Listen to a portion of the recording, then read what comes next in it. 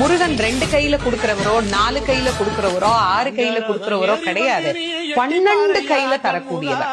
கேட்டவருக்கு கேட்ட வரங்களை அல்ல, நினைத்தவருக்கு நினைத்த வரத்தை விட அதீதமான நலன்களை வாரி வாரி வழங்கக்கூடியவர். அவர் 12 கையில கொடுப்பார், வாங்குறதுக்கு நமக்கு தான் 2 கை பத்தாது. அப்பேற்பட்ட வள்ளலாக விளங்கக்கூடியவர் முருகப்பெருமான்.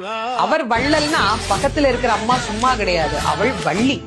இவர் 1 கொடுத்தா அந்த அம்மா 2 கொடுங்கன்னு வாழலாம். அப்படி கணவனும் மனைவியும் போட்டி போட்டுக்கிட்டு நமக்கு கொடுக்க தயாரா இருக்கிறாங்க.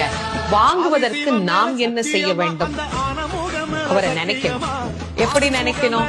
அரை நிமிஷமாவது நினைக்கணும். அரை நிமிஷம் எப்படி நினைக்கணும்? எனக்கு கொடுப்பாரு, எனக்கு கொடுப்பாரு, எனக்கு கொடுப்பாருன்னு நினைக்க கூடாது. முருகப்பெருமானை உள்ளம் உருகி, அந்த உள்ளம் உருகுகிற போதே நமக்கு அப்படியே கண்களில் இருந்து ஆனந்த கண்ணீர் அப்படியே பெருகும். அந்த கண்ணீர்